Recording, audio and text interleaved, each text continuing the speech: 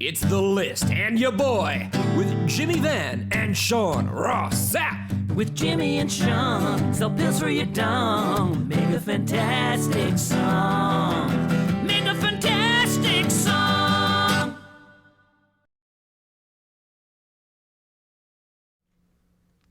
What's up, you guys? Sean Ross Sapp. It is February 5th. It's The List and your boy. What's up, Jimmy? Big weekend, Sean. It is. Big kinda. weekend. Why do you say it's a big weekend? Well, I'm sure that the world is excited. I'm sure everybody that's watching this podcast is absolutely excited. I was going to think of a better word, but I couldn't. Absolutely excited because Saturday is the debut of XFL football, Sean. Oh, that is true. How much of that, we haven't discussed this, how much of that do you expect us to cover? Because the way that I looked at it is not at all unless it affects WWE. That's exactly the answer. Not at all unless it affects WWE. And I got to tell you, I don't know how things are for you in Kentucky or how it is for anybody watching this in the U.S., but for me in Toronto, what kind of buzz am I hearing about the XFL? Yep. Zero. Yeah, that's the thing. I've not heard any, and the reality of the situation where I live is the closest team to me is St. Louis. And in the Midwest, quite honestly, if you're not a St. Louis fan, you loathe St. Louis. Like, that's just the way it is. It's you don't like your rival cities. Did you see the like fan map they put out where it shows you what team you should root for based on where you are geographically? Really? So are we living in communist times all of a sudden? Well, I mean, it's just like a guide. I can look out my window and see to where the Washington, D.C. fans should be, and right? I am in St. Louis. Is that right? Why they put these teams all in cities that already have teams? Oh, and Hannah Moore sent a super chat. By the way, guys, send a super chat. We will read your question or statement on the air if you're watching live on youtube.com/Fightful. She says, Sean is just sad the Reds suck. Cheer for the Cardinals. No, the Reds do not suck anymore. They signed 4 great free agents, so I am rather excited for baseball this season, Jimmy. Awesome. I'm not, but that's awesome. So, I guess the one thing people have to remember about the XFL is Vince McMahon is going all in on this, and so when the ratings drop, because they will, so week 1 on Saturday, they're going to do a decent number because of the curiosity factor, just like we saw the last time, just like we saw with AEW. It's going to be a bigger number because of the curiosity factor. It's going to drop off after that. And what's going to happen is just like with, what was the last one called? AAF? AAF. So just like that, by like week 3, week 4, people are going to be like, oh, they're done. Vince McMahon has earmarked $500 million, and so he is all in on the XFL. So it's not going anywhere, I don't think. Unless the broadcasters yank them off the air. That's the only way that there's going to be a problem. Bro. Yeah. Woof. It's a lot of money, man. I bet you we end up seeing an XFL game on the WWE Network. They'd be really foolish to do that. That'd be really stupid. I mean, I just bet we at least see one. That'd be I would grow. So. Oh, yeah, I agree. I think it'd be stupid. Never would I ever want to be involved in WWE from a business perspective because I think Vince McMahon would drive me nuts. So I would never want to do it. If I ever found out that they're putting an XFL game on WWE Network as a shareholder myself, Sean, if I ever found that out, I'm driving to Stamford, Connecticut and demanding a meeting with Vince McMahon so I can try to convince him what a really stupid idea that would be, because they're hanging by a thread already, and they have that lawsuit, even though it's probably frivolous, but they have that lawsuit about how there's too much cohesion between the two and Vince is distracted and everything. He would be such a moron if he put an XFL game on WWE Network. So I don't think it's going to happen. I don't think he's that stupid. I agree. I hope he's not. No. Anakin says, want to give a shout out to Greg Miller for cutting a great promo against Xavier Woods on Backstage last night. It was so good. Woods has been too scared to respond yet. I saw that. I actually caught very little. I tuned in for the Killer Kross and Timothy Thatcher announcement, which we'll talk about. Yes, we will. And I saw the promo. It was actually very interesting. But Tim Travers says, not watching XFL at all, but I'll watch your all's podcast. That's awesome. how we prefer it.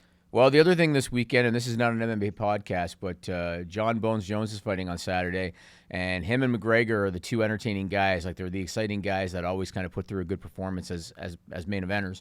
What do you think? Do you think he's going to finish Dominic? Yeah, Dominic Reyes, as I said in my preview, now available at FightfulMMA.com.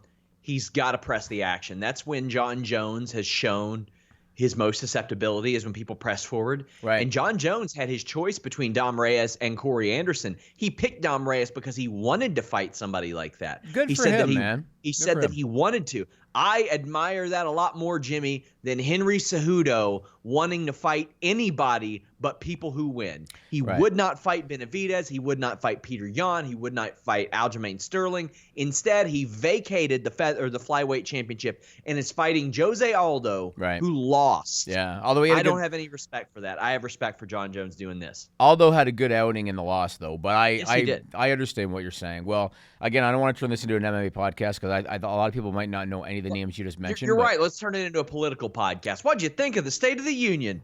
Jimmy, here's your list right now. I got it right here. Yeah, that's cute. Oh, my list is way bigger than that. Way bigger than that. Yeah, sure, buddy. That's what they all say. We're gonna get to that later. I got something about that. We'll talk about it later. Let's start with. I want to ask you something right out of the gate. I want to ask you something. I caught a little bit of AEW Dark.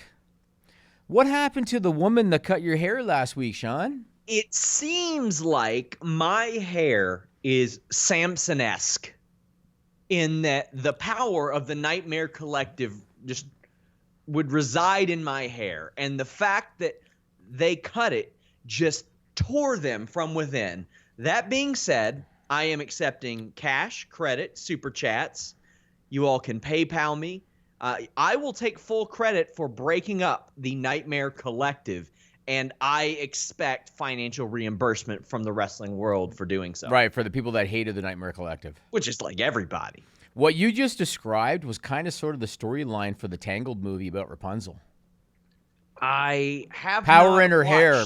Power in her hair, cut her hair, and her stepmother died because she couldn't stay young anymore. Well, I'm sorry that Awesome Kong had to pay for her sins via getting her ass kicked by a fellow cult member. I mean, that's unfortunate. Is it true that the way she cut your hair, you lost like an inch of like donatable hair? I mean, maybe it's quite possible, but the way that I had looked at it, and I had mentioned this on the Backstage Report podcast, like if I lost like an inch and a half from that because of that, it's all right because we had like 6 or 7 people in the replies saying, I'm going to donate my hair now. And as long as we got a net positive in that regard, I was going to be really happy because that was the goal. Awesome.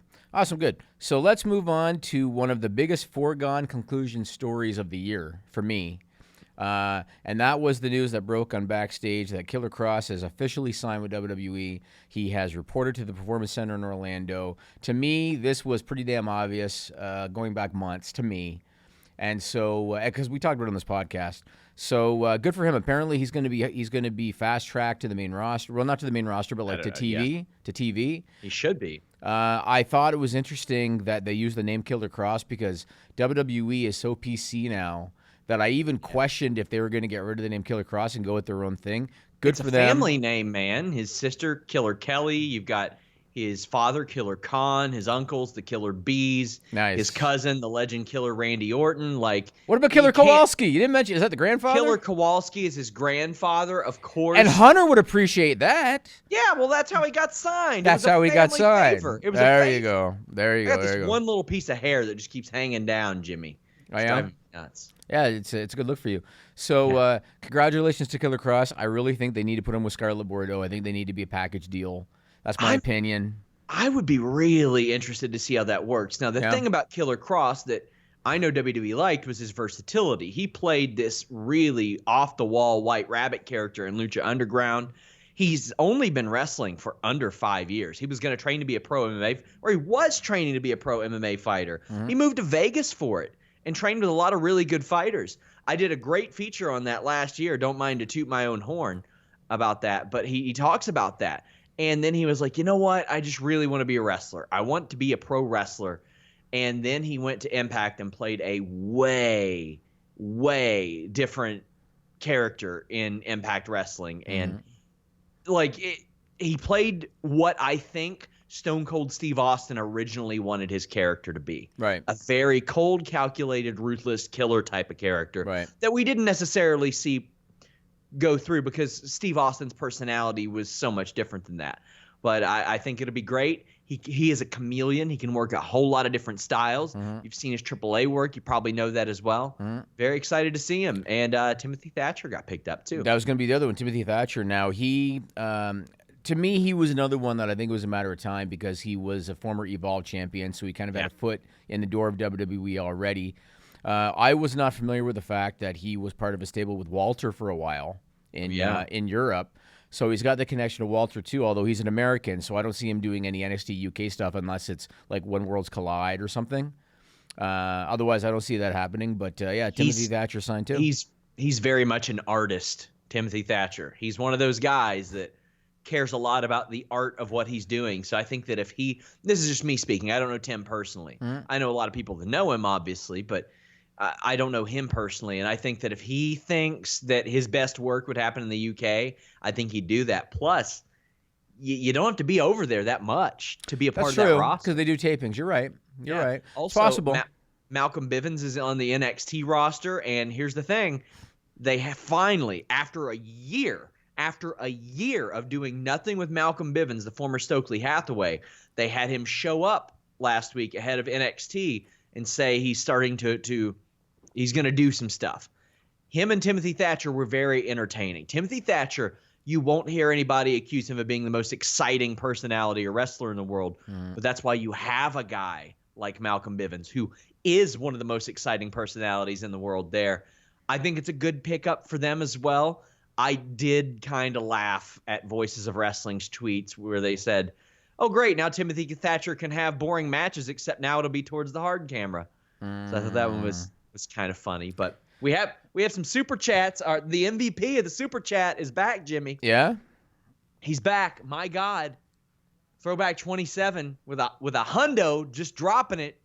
Just dropping it. This guy is he must have won the lottery or something, this guy. He's a very generous dude and a good dude from what I've seen on Twitter. He says, with AEW and WWE signing all these indie talents, how important is a local independent promotion talent that come from places like Chaotic Wrestling in the Boston area, for example, to help these people be seen? Jimmy, I went to AIW or their training facility last week. I talked to a guy named Marino Tenaglia. I talked to Josh Prohibition, who trains these guys.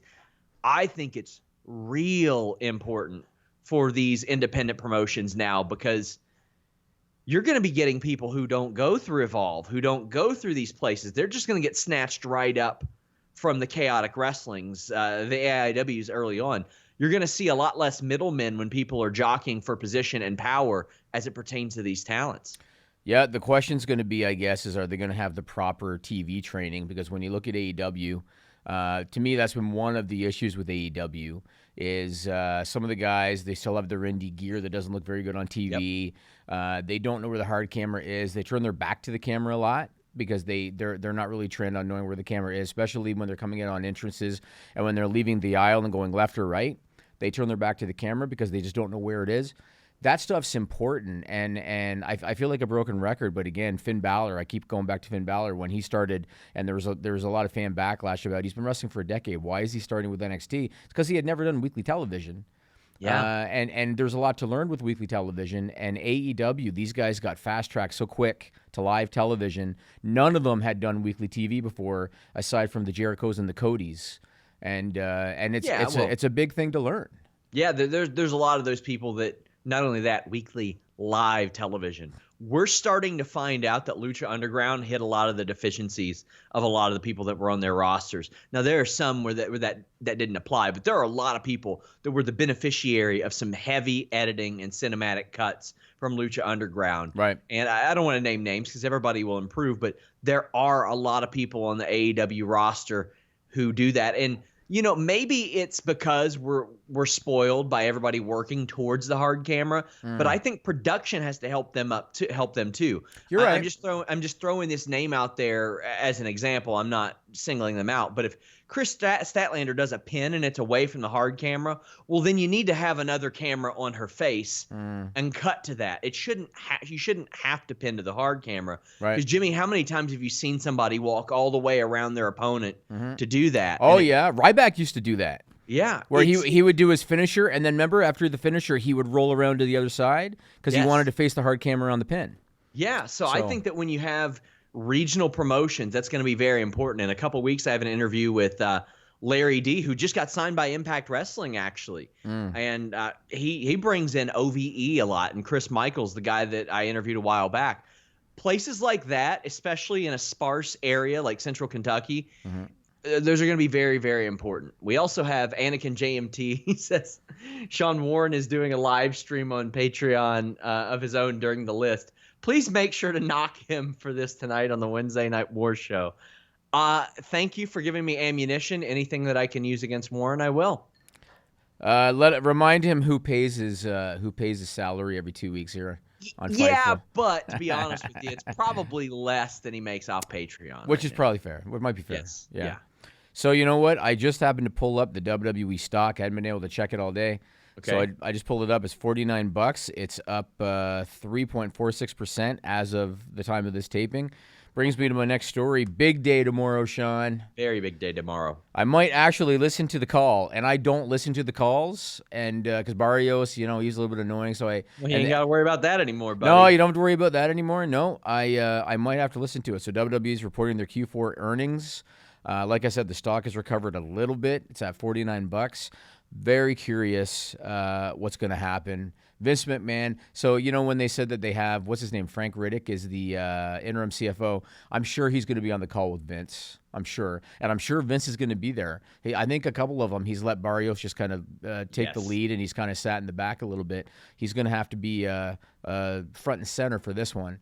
So I am looking forward to that. That's going to be interesting. I want to see how Wall Street responds. I still think they're going to report record revenues, but I think that they're going to be down everywhere else. And so we'll see what happens. Now, I was asked by a few people on social media, because I know that people sometimes have a misunderstanding about certain things. A few people on social media hit me up and said, so is it true WWE lost $1 billion overnight? The answer is not really. Yeah. So what happened was they lost $1 billion in their market cap. Market cap is the total value of all shares. And so they lost $1 billion in their market cap, but it's not like $1 billion was suddenly drained from their bank accounts. You know what I mean? So it's a little bit different. Yes. But I want to see what happens. So, tomorrow morning I have early days because of the kids. So I'm going to be checking and see in the morning if the stock is all of a sudden at, $42. Or if it's, I'm very curious to see where that goes. It's going to be interesting. Thursdays are usually kind of a quiet day for us. We have the fallout of AEW and NXT, and I get some backstage news there. But tomorrow's going to be a busy one because the call's happening. Carlos Toro will have coverage of that for us, guys. We are going to cover the call as well. Jeremy Lambert will be doing that. You'll be able to get a little bit of talk about the call on tomorrow's Distraction podcast with Jeremy Lambert, lead wrestling writer, and one of our top feature guys, Joe Hulbert. But at 3 p.m. Eastern as well, Jimmy, Impact Wrestling has Tessa Blanchard taking a media call. That's going to be interesting. I have that on my list here, actually. So, a lot of interesting calls happening tomorrow. And, boy, it's going to be a day tomorrow. Yep. I even told my wife, and I was like, listen, I know I take Thursdays, and that's kind of – it's one of my weekend days. I was like, that's going to have to happen towards the Saturday afternoon because got to find out what Tessa says. I expect that very much to be her addressing it and saying, that's all I'll say about the matter. Yep. Or the first question that comes her way, she says it and goes, that'll be all I really have to say about the matter. And that would be fine. Right. That would be fine. Yep. That's how things like that are usually handled. But, tomorrow's going to be very interesting. And I'm very interested in your take on that as well. We'll see. I mean, she has to address it. She has to. Now, I don't want to get this too political, but I'm not a big fan of the Me Too movement. We've talked about it just because people are oftentimes found guilty before anything is proven. In her situation, it kind of sort of was because, I'm sorry, what was the lady's name in Japan? La Rosa Negra?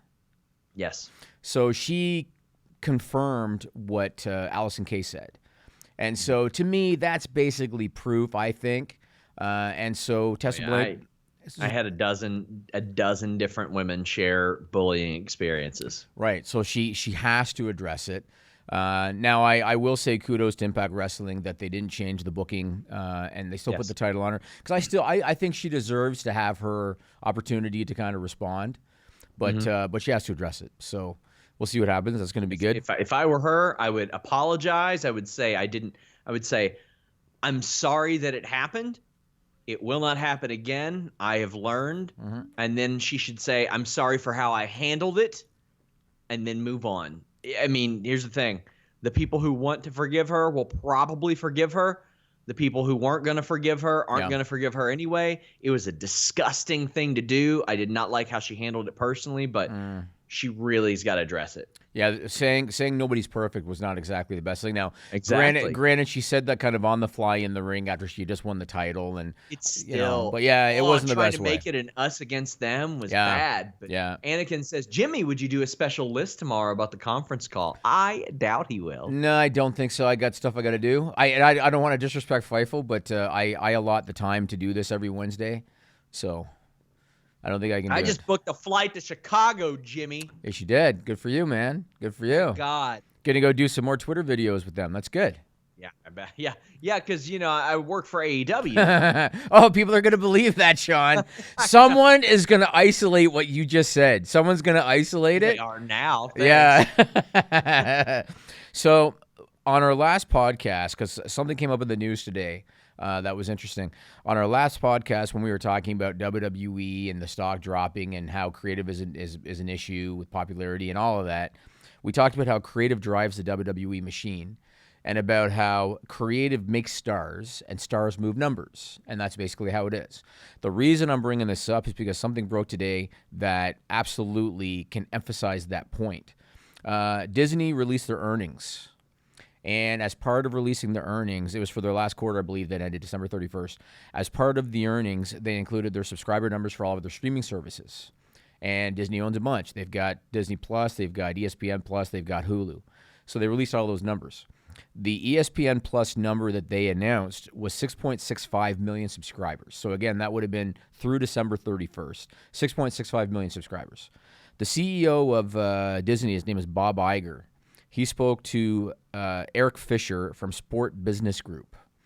And he told Eric Fisher from Sport Business Group that the ESPN Plus number actually rose by 1 million subscribers in January to 7.6 million. And the number they just reported was only through the end of December. It actually rose by 1 million to 7.6 million. And why did it raise by 1 million, Sean, in January to 7.6 million? Conor McGregor. Yeah. And the CEO, Bob Iger, said so.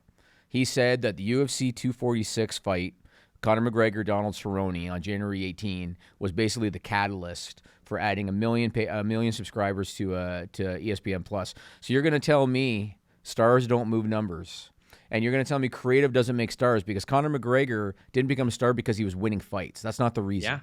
He became. Hey, you know what, Jimmy? All due respect, I like Hiroki Goto. I like Roppongi 3K. I like those guys.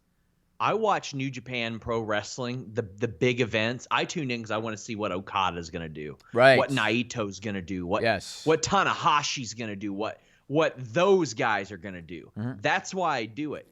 If Tyson Fury and Deontay Wilder aren't fighting on their card coming up soon, I ain't watching that card. Right. Jake Paul sold pay-per-view numbers. Why? Because he's a star. He doesn't have to be a great fighter. Not to me. He's a different demographic, but he is. I didn't know him. Yeah. I didn't know who the hell he was besides him being a dipshit, Jimmy. Yeah. That's it. But I watched his fight. I had to cover it, but I watched his fight, and I was probably going to do it anyway just to see this absolute dork get punched in the face. Yeah. Now, WWE has for a while just wanted the name on the marquee to be what attracts people. As did UFC. Yes, they did too. Yep. And UFC is learning that ain't a good move. Now, unfortunately for the UFC, they're also counteracting that with saying, you know what, Yoel Romero, he's a big name. He's lost 3 straight title opportunities. He's lost 3 of his last 4 fights. Let's give him a title fight. I think they're angling on that or leaning on that a little bit too much. I think you have to be selective because eventually you compromise the integrity of your own sport. But Conor McGregor in the main event is the right idea. And do you remember, Jimmy, that just last year they didn't book this as a main event? They didn't even have it because they were like, oh, a title's got to be the main event. That's wild. And I'm glad that they adjusted I've heard there's other reasons. So if anybody's not familiar with the UFC, so they cut a deal with ESPN for broadcast rights and for streaming rights. Then they re-up the deal, and they basically bundled in pay-per-views. And so now the UFC gets a flat rate every year that equates to what their pay-per-view buys would have been. One of the reasons that I heard they didn't do the McGregor fight previously is because McGregor still wanted the same kind of deal that he had before based off a kind of pay-per-view and stuff. Whereas now for the UFC, it's kind of all the same. Like whether McGregor fights or not, they get the same money. I think the reason that they ended up cutting the deal is because they got to help out ESPN. They're giving them a shit ton of money, ESPN. Yes. And so they still have to kind of do them a favor. Here's where it's going to get really interesting. Conor McGregor, you know damn well, Conor McGregor found out that they got 1 million subscribers because of him. You know damn well that he's going to call Dana White and say, I want to fight in 4 months, and I want a 10 million guarantee because I gave you guys an extra 1 million subscribers. And Dana White's going to say, you didn't give me shit. You gave ESPN 1 million subscribers, so call Bob Iger if you want a 10 million guarantee. It's going to be a very interesting thing to see what happens because Dana White's getting paid regardless of if McGregor fights or not. So well, he predicted an $80 million payday for 246. That was McGregor all bullshit. That was all bullshit. He claims he made $50 million on the Habib That's fight. absolute fallacy, erroneous bullshit. But the thing is, McGregor knows it. He knows it. I know. You know? And I know that you know it too. Yes. I just wanted to lob that one out there for you. Wanted to hit you with the floater so you could knock it out of the park. Yeah. Aaron J's fan says, "Help! I have Raptors, Leafs, AEW, and NXT to watch all at the same time." What is this on the weekend? Tonight. Oh, tonight. Who are the Leafs playing? How the hell should I know? Okay, so I'm not a Leaf fan, but I do follow hockey. Oh, they're playing the Rangers. That's okay, right. And Raptors are playing the Pacers. That's a pretty good team. Hard for me to not jump on that Raptors bandwagon being a Bulls fan. Yeah, they've won 11 in a row, right? Once you sign me to a long-term contract, Jimmy, you get me off these 30-day gimmicks, I'm going to get me a Raptors shirt. That's what I'm going to do. Don't even listen to this horse shit from him. You got to understand, people think everything you say is the gospel, and now and now they're gonna shit on me saying you have him on rolling 30-day contracts, you tyrant. This is basically what I'm gonna be dealing with now. So you got to watch that shit. Season, guys. Yeah, What's up? yeah. Anthony says, "I won $100 in my office's Super Bowl pool. Is that enough to move to Canada and retire a millionaire?" You are about $50,000 Canadian short. You're sitting at about $950,000 Canadian, right? Which monthly in Canada gets you about 300 square feet in Toronto. I think 400 is the minimum. I think. Yes. Yeah, I think 400. So the average housing price in Toronto right now, it's around 860,000 Canadian. The average house. Expensive. So yeah. It is a little pricey. But you know who I don't even think lives in Canada anymore? Chris Jericho. He moved away. It was too expensive. I spoke to Christopher Daniels about Chris Jericho. We talked about his influence backstage and the fact that despite that they've been in wrestling for over 2.5 decades, they never wrestled each other. Take a listen.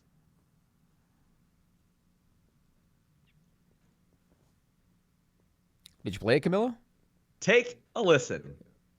Waiting for the Chris Daniels interview. One of the great things about being around Chris is he's got such a mind for the business, and it's really refreshing to be around someone like him and hearing his thoughts and how he puts together ideas and matches and things like that. It's really cool. As much experience as I have, I still feel like I'm trying to learn stuff, and he's definitely someone I'm learning from every week that I have any sort of interaction with him behind the scenes. It's something that I really am happy that I'm getting that opportunity. He's pretty outspoken about that publicly, like on his own podcast. If he has issues with something he sees on TV, he pretty much says that. Is that the case backstage as well? And do you follow that type of mentality too? Because you are a veteran in the wrestling business. You have probably more experience than anybody on the roster outside of him and Dustin. Yeah, probably. But I feel like, Chris is at the level of success that he's sustained over his career. I feel like he's definitely got more right to sort of put his foot down. I'm more of the mentality, especially since I'm not really one of the guys in terms of creative that has like that final say. So I certainly don't mind putting my ideas forward and saying, well, this is what I think. But I also realize that it's not my fight to fight, and all I can really do is offer my point of view. But, you know, in the end, it's not my decision, and I sort of have to bow to the decisions that are made by the guys that are in the decision-making position. So I'm cool with that, too. And sometimes the decisions aren't what I would have done, but at the same time, like I said, you know, I don't have the right to really put my foot down. But I feel like Chris definitely has that right. Certainly is very outspoken about what he feels is the right direction for his stuff, and you can't fault him. You look at his track record, and you feel like, well, this guy definitely deserves to have a say in how it all goes down. Jimmy, that's rude.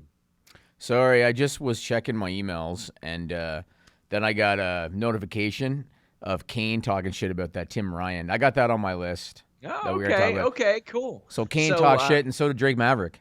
Yeah, well, I mean, everybody, it's talking to a brick wall, ultimately. He ain't going to respond. I know. But, yeah, my full interview with Christopher Daniels is up on youtube.com/Fightful. We've got another article up there. He talks about being pitched as the higher power in WWF in 1999, the role that eventually Vince McMahon portrayed.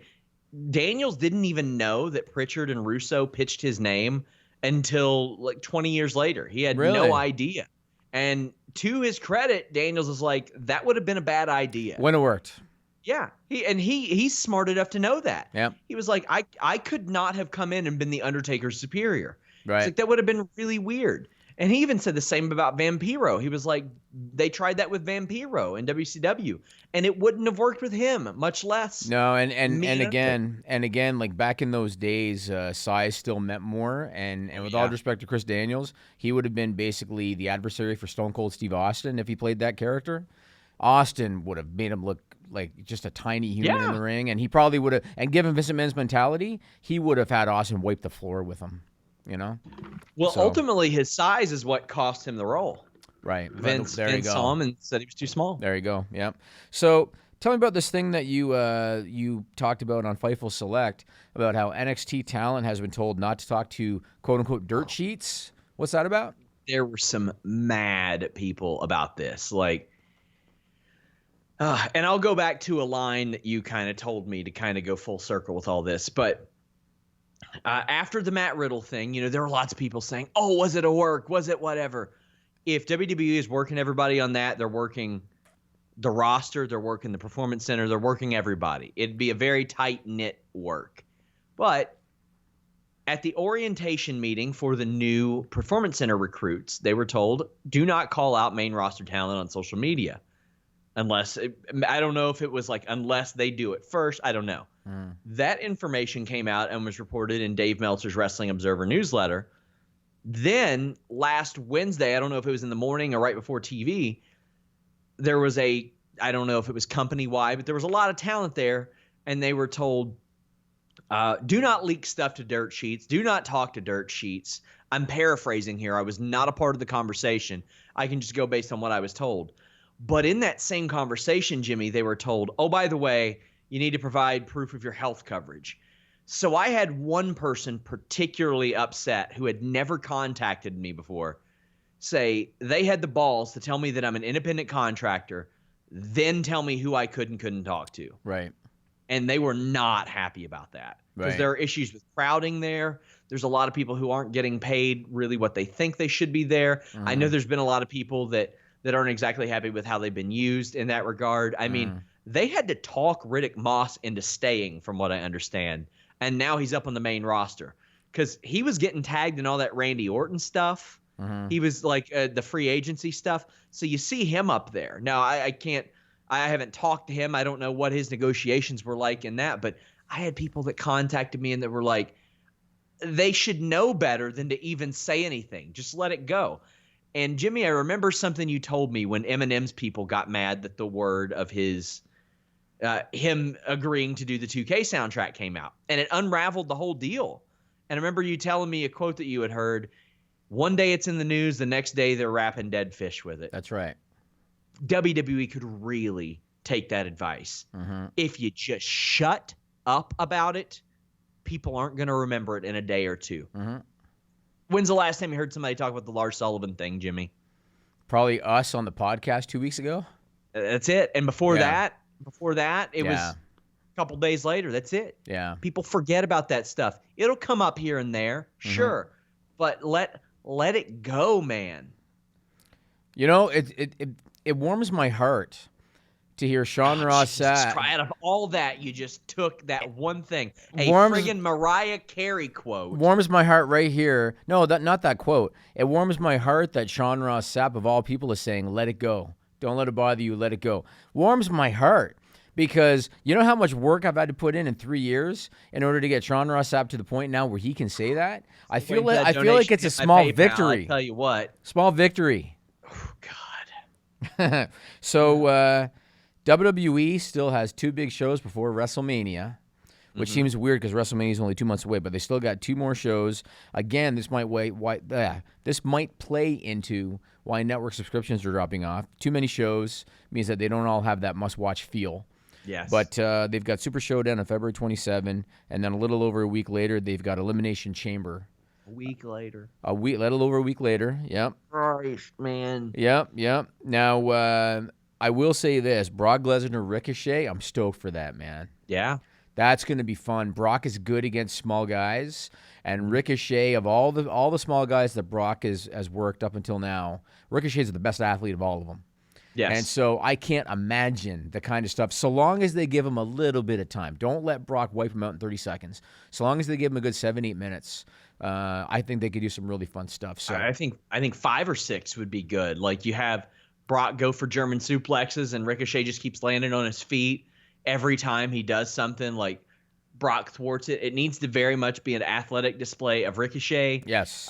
Brock trying to catch him, Ricochet getting a couple good moves in a hope spot, and then Brock hitting him with an F5 and winning. And I think that would be awesome. I do too. I think it could be really good.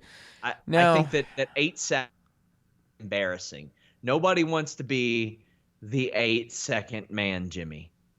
You want to be able to go round after round after round. You want to be able to go for an hour if you so choose. You want to be able to go into the championship rounds. You want to be able to put a main event performance. And you want to be able to get your penis hard and have it perform expertly. And BlueChew.com code FIGHTFUL can help you do it. BlueChew.com. Use that code FIGHTFUL. Get your penis hard. Your penis is going to be doing numbers. Thanks to BlueChew.com code FIGHTFUL. It's got the same FDA-approved active ingredients as Viagra and Cialis. But you know what I'm going to say? It's a lot better. It's a lot better. You don't have to call up the doctor, set up your appointment. You don't have to go see the lady at the front desk, sign in, do all that paperwork. It's an online consult, and it's free. So you don't have to pay for all that. You don't have to wait for your prescription to get in. You don't have to go to the pharmacy. It comes straight to you, discreet package.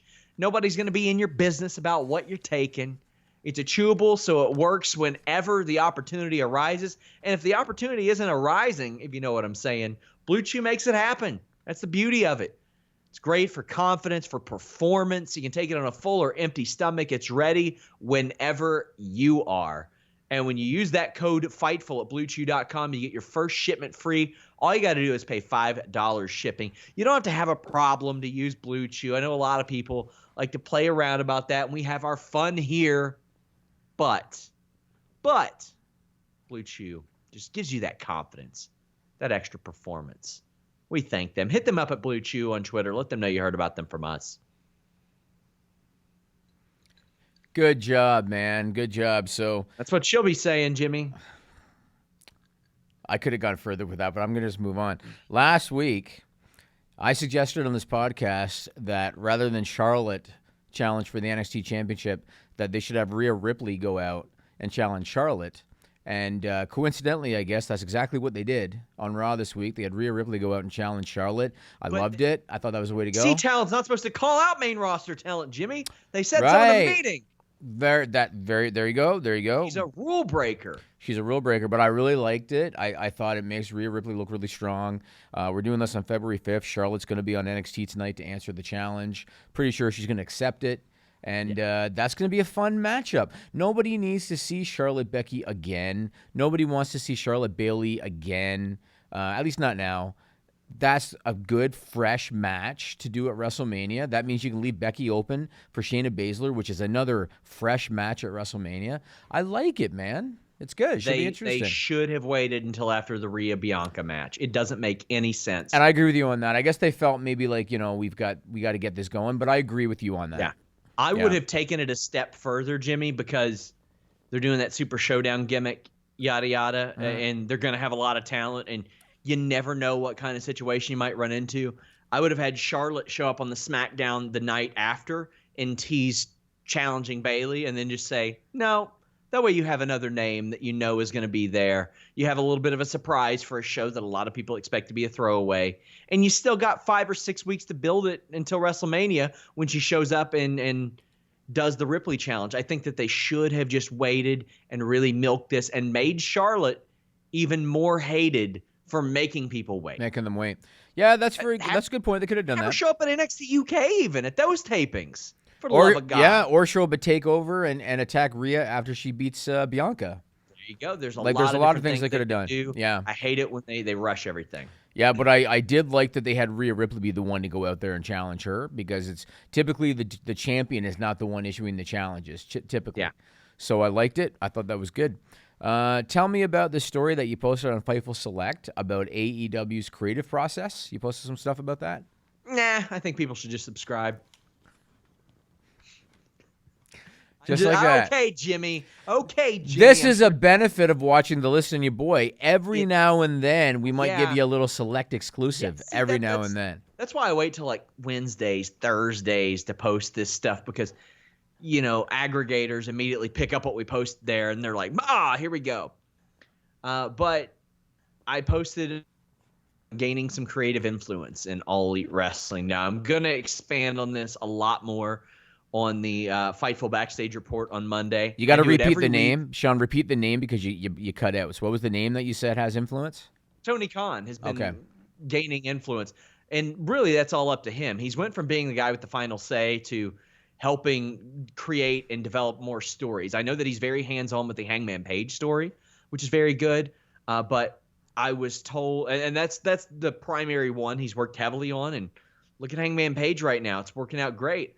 Another one, Kenny Omega was credited with the idea of turning Britt Baker heel, and Tony Khan helped give some of the terminology to her promos, which have been pretty well received. So Tony Khan kind of grabbing the bull by the horns there, but I'll have a lot more on that on Monday's Fightful Select Backstage Report podcast for sure. Awesome. And speaking of AEW, they confirm what was long rumored or long expected, that they're going to do Double or Nothing again in Vegas over Memorial Day weekend. It's going to be May 23rd at the MGM Grand Garden Arena. I will not join you this time.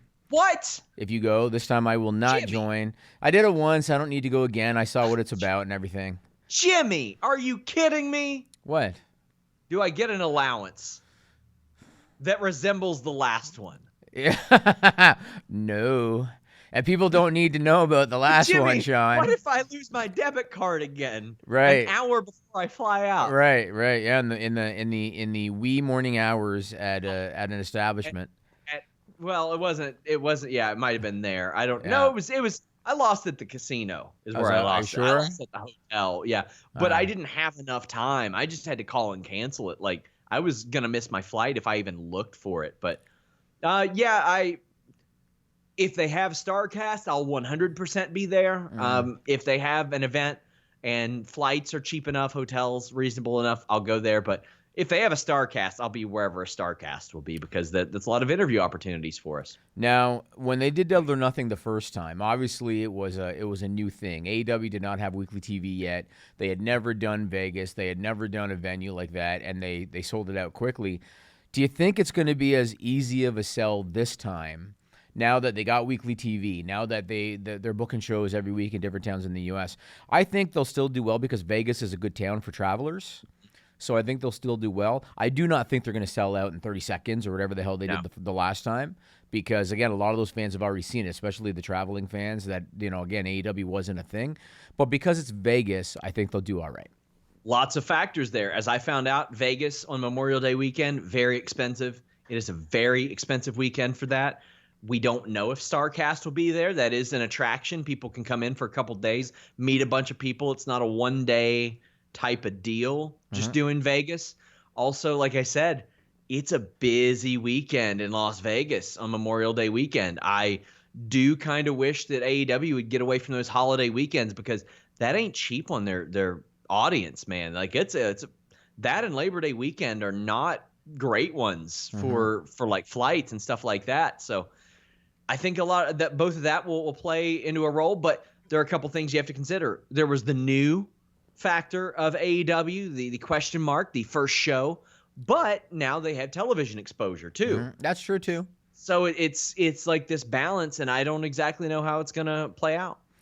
Yeah, we'll see. What is its draw? Like 15,000 people at that venue? Yeah, roughly. Yeah. So we'll see. We'll see how it goes. How's my time? Okay. So let's talk about Mr. Bill Goldberg. So he's going to be on SmackDown this week, probably to set up a match for Super ShowDown. I actually spent a little time today looking at the SmackDown roster because obviously he's going to have a SmackDown opponent, probably Super ShowDown. There's only one guy that I can think of that fits the bill, and that would be Baron Corbin. Because when I look at the roster, it's not going to be Dolph Ziggler. They did it already. It's not going to be Bobby Roode because I don't think he's hot enough for there to be really much momentum. I can't see it being Sheamus because he just came back. So why would you have him put over Goldberg when he just came back? Shinsuke Nakamura possibly, but there's not going to be any promo work if it's Shinsuke Nakamura. And The Fiend, unlikely because he's the champion. So I don't know why they would do that. Of all the guys, Baron Corbin is the guy. He can do promo work. The crowd, shits on him. And I think that they'd be happy to see him take the spear and the jackhammer. So I think Baron Corbin's the only guy. And he wrapped up the feud with Roman Reigns last week, so he's kind of sort of in the clear in terms of a program. Is there anyone else that you've heard about that might fit the bill? Because he's really the only guy I can see that matches what they'd be looking for. Yeah, some people speculate, maybe Roman because he's taking a shot at Goldberg, but no way. That's a Mania match. and Mania match. Vince McMahon still looks at Roman as this guy, and so they're only doing it if he beats Goldberg. And granted, he could, and if Goldberg's getting paid, he'll take the loss. You know what I mean? Yeah. But I don't think so. I think that they'd be worried. Vince would be worried that Roman's just going to get healed more if he's in there with Bill Goldberg. So yeah. All right. I think Corbin. Yeah, I don't think it could be anybody else. I think it's got to be Baron Corbin. So you were on ESPN 1530 radio at a Cincinnati. Yeah. You know what I call that, Sean? I call that the Dave Meltzer spot on from the live audio wrestling days. So you should call it the Sean Ross Sapp spot by the sounds of it. There you go, the Sean Ross Sapp spot. So you were on that show, and they asked you a question that I was going to ask you on this podcast. What was up with this whole Samoa Joe suspension rumor? Nothing. How did this even come about? Where did it even come from? There's a Twitter account that sometimes gets scoops, and I've met the person behind it. Particularly met him in Toronto, actually. But they had put out there that they heard that there was there were more suspensions coming, and said that they made a comment that there's something in the South California water, and it implied that it was Samoa Joe specifically because of a picture posted. And then I later heard the other rumored name. Now, when I reached out to people within WWE, and Jimmy, you know who I talked to, and you know that the people I talked to would 100% know this type of stuff. Sure, Sean talks to George Barrio, so he's really fucked now. Yeah. Now that Michelle Wilson's gone, what am I gonna do? This What is are just you like gonna do? This is just like when Shane McMahon stopped going to SmackDown, and I was like, well, where am I gonna get my scoops? Come on. When Vince had his motorcycle wreck in the 90s, I'm like, Vince, you got to be back there to leak some dirt to me. Right. Like, when you would have been like, what, 2? Exactly. When were you born again? I was 8 years old, but I was respected within the industry, Jimmy. People like me. So I reached out, and at that time I had only heard the Joe name, and it was just said no with a bunch of exclamation points. And I was like, well, it's going around, and they're like, I know, I've seen the tweets. And it was vehemently denied to me. And All it was is he wasn't medically cleared because of concussion, right? I assume so. Yeah. So. Okay, well, it is that every other week time for me to say, Camillo, let's go to Stupid People. Stupid people is what this segment's called. You might wonder why we do it. It's not about wrestling at all. Used to be WWE's weekly usage of stupid nicknames, which we did hoping they'd stop giving wrestlers lame names. But it didn't work, so we gave up. In the new segment, we came up with this stupid people. Stupid people, stupid people. Duh. Okay. Just want to throw this out there because I posted this on Twitter yesterday. I don't promote the tier 2 of Fightful Select a whole lot, but we do have a complete archive of Stupid People extended segments that, quite frankly, there are thousands of people that watch this show and they've not seen any of those. We've got dozens of them. We've got literally hours and hours of Stupid People extended footage on Fightful Select tier 2. We have the Russo Reveals segments. I've got like 10 or 12 different segments of him talking about various topics. I've got lots of early access to interviews, features, all that kind of stuff. Check it out. There you go. Yeah, every week when I don't do Stupid People, people are asking me, where's Stupid People? Fightful Select. So, there. Check out there the you archive. go. These stories don't get dated or anything. No, they're evergreen. Evergreen. They are. So after this, if you go to Fightful Select, we are going to do The List Goes On, and we are going to talk about MLW. We're going to talk about The Revival, Angel Garza, Santino Marella. I'm going to talk about some NXT UK news, and a little bit of stuff about Access TV and Impact Wrestling. Yeah. So go to FightfulSelect.com after this, and you can catch that. So this first one, this was going to happen, Sean. Like, this story was going to happen. It was bound to happen. I was waiting for it to happen, and it did happen. So it was reported by USA Today on January 29. According to Google Trends, there are a couple of keywords that they used to average 0 to 1 searches a day up until January 21st. On January 21st, the number of daily searches shot up. And we're up every day through January 30th. Any idea what these keywords were? There's 2 of them in particular. Baby nut. Don't know where that came from, but no. Mr. Peanut gimmick. They introduced baby nut. Oh, okay. I haven't seen that, so no. Tater tot hot dish. 2 of the keywords I'm talking about here are beer virus and corona beer virus. I got a screenshot. This is from Google Trends. Now, the screenshot that I put up here is based on country. And you can see there are the top 5 countries: Lebanon, Lithuania, Ireland, Greece, and Belgium. I actually did a search by the top 5 U.S. states. Sean, can you take a guess as to, let's say, the top 2? What do you think were the top 2 states that were doing searches for beer virus and corona beer virus? Florida and New York. South Dakota and North Dakota. You know what? The Dakotas were fearful about corona beer virus, Sean. I gave that region a little bit too much credit. You know, they don't have a lot of mass shootings out that way. They don't have a lot of, like, tragedy out that way. I figured the people might be a little bit smarter. Evidently not. No, and again, when this whole coronavirus thing started, I felt like it was a matter of time. People were going to hear coronavirus, think it had something to do with beer. Yeah. And that's exactly what's happened.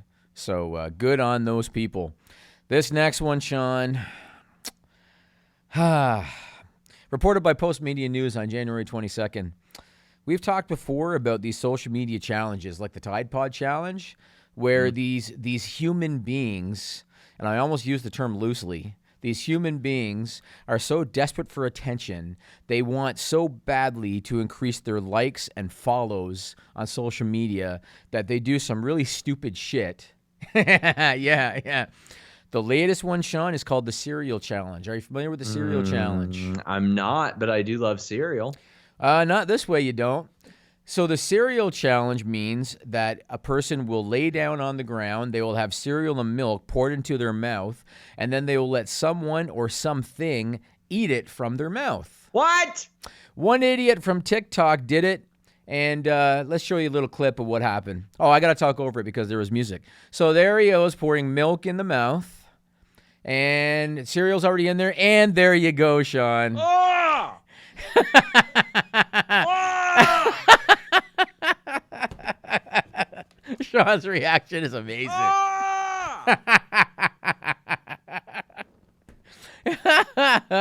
Okay, you can cut it off there. I'm still watching it on the other screen. Oh, are you? Are you? Oh, God.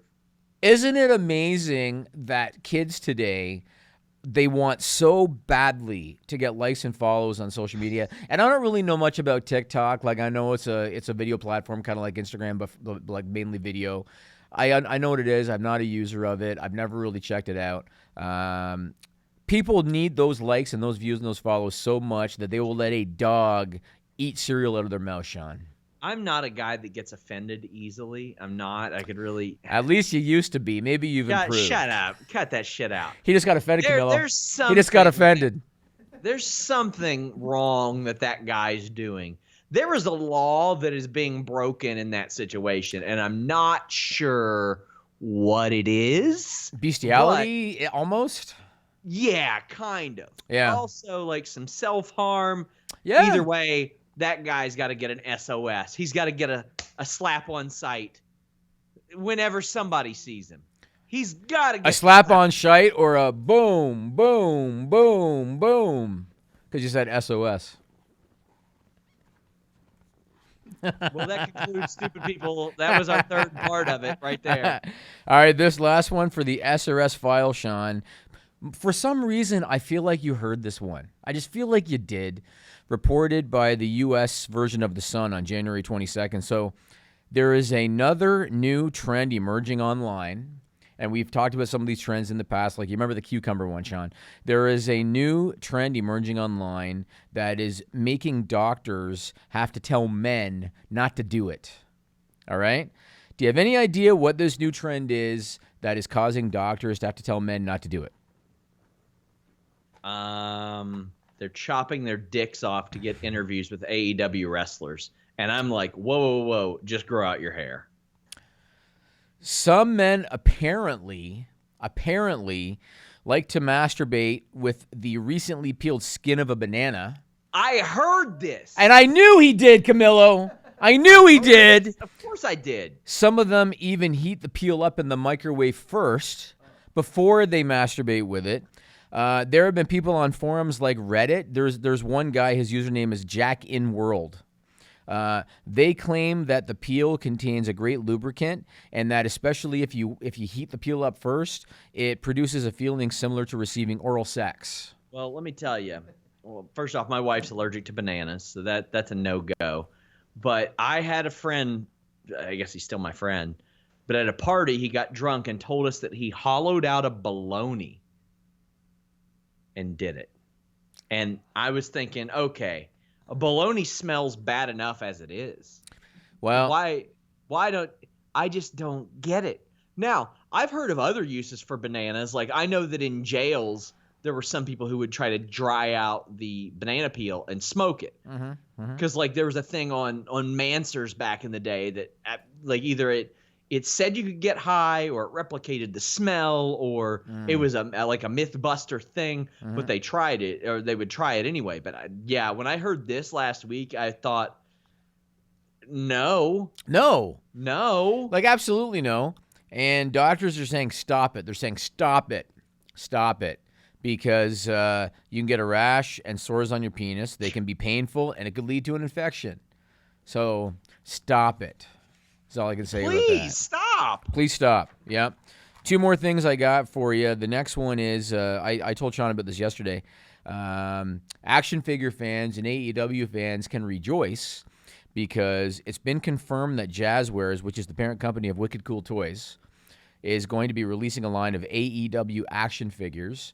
They are going to premiere the first series at the New York Toy Fair, which begins on February 22nd.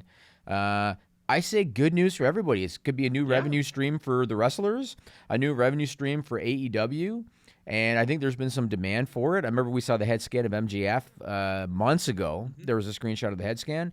So I say good news. Sean didn't know if this was a legit news at first, and I knew who to ask. They confirmed it for me, and so February 22nd, they're going to be debuting that. Very cool. I like this. I actually might be hitting up that Lexington toy store this weekend, assuming that Really? card dealer. Yeah, I think I'll be traveling there and checking some stuff out. Jimmy, how much do you think I can get from them for my cans of whoop-ass tea? Do they sell that kind of stuff? They do all kinds of memorabilia. Oh, they do? You should check out the Ryder and Hawkins video. It's actually very impressive. But, is that where Ryder was looking at the slaughter? No. That's in Cincinnati. So, oh. And I've been there too. So I mean, that should tell you the power of Ryder and Hawkins videos. It's increased foot traffic to 2 places. Good. At the very least. But yeah, I think the AEW news is great. Yes, I agree. One more thing, quick. We talked about it earlier. This is not a political podcast. But last night, again, we're doing this on February 5th. President Trump did a State of the Union address. A gentleman by the name of Tim Ryan, who is a Democratic congressman in the state of Ohio, he posted this on Twitter. Do you have Tim Ryan's? Here we go. I just walked into the State of the Union. I've had enough. It's like watching professional wrestling. It's all fake. As you can imagine, a lot of wrestlers and wrestling fans had a problem with that. And Tim Ryan got skewered by a lot of them. I'm sure he doesn't give a shit, but he got skewered by a lot of them. And I happened to just glance at my phone here quickly when we were on a break, and Kane posted a very, very intelligent kind of political response. Drake Maverick posted something recently. There were others before, Paige and Dolph Ziggler and a bunch of others. But all I got to say, Tim Ryan will never see this podcast. But if by some freak of luck you ever do, just say predetermined. Next time you post a tweet, just say predetermined. Everybody will greenlight that. That's what you say. Just don't use the word fake. People don't like that in the wrestling community, myself included, because we know how guys sacrifice their bodies and their schedules and stuff. Just say predetermined. You're good to go. Yeah, save yourself the trouble, man. There you go. There you go. That's all I got for you. Fightful Select. List goes on. That's where we're headed.